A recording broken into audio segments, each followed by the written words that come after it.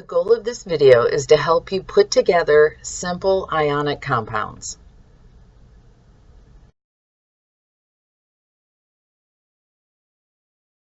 About ionic compounds, the first one is they have extremely high melting points. To get these things to go from solids to liquids, we're talking tons of heat.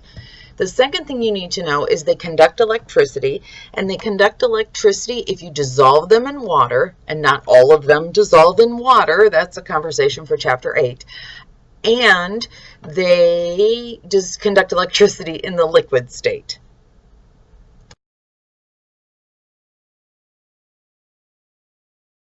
How to write ionic compounds. This is sodium sulfide. It's used in many industries, but one common usage is to remove the hair from leather hides. Anyway, all right, whatever. Moving on. So first you have to write the ions. So the ion for sodium is Na. And then the ion for sulfide, remember, "ide" means it came from sulfur, so that's S with a 2 negative charge. Then the second thing that you want to do is write the chemistry symbol. So I'm going to put a plus sign and an arrow.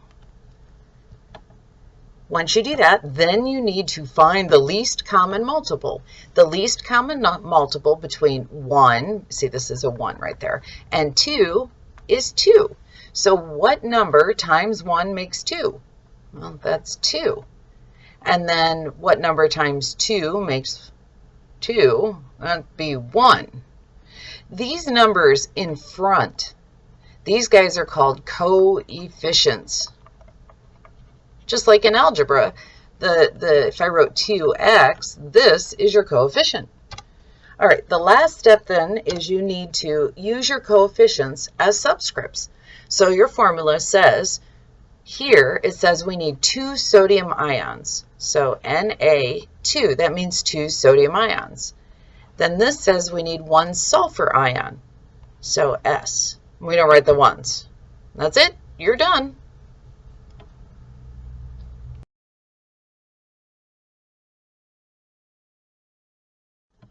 Magnesium fluoride is used for optical coatings, and it's used for making the lenses in space telescopes. That aside, we need to write the formula for magnesium fluoride. So the very first thing that you're going to want to do is write the ions. So magnesium is 2+, and fluorine is 1 negative. Then we're going to add in our chemistry symbols.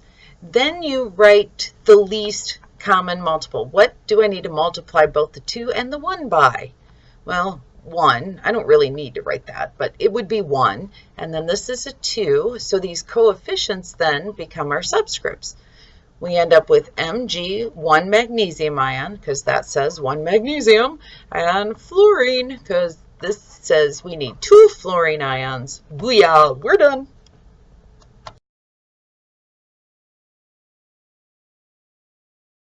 Now, iron 2 carbide isn't something that I could find any real practical uses for other than stuff that's used in chemistry stuff. So we're just going to run with making the formula.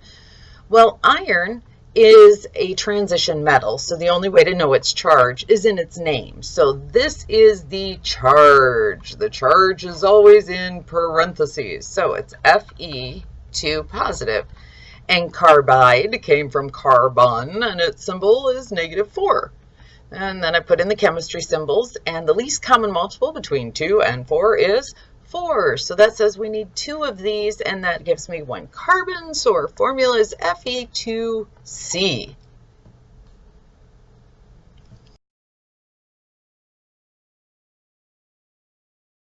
Video have gotten any shorter because we'll do some practice in class, and then we'll start the chapter on nomenclature. 2 points if you find out what that word means.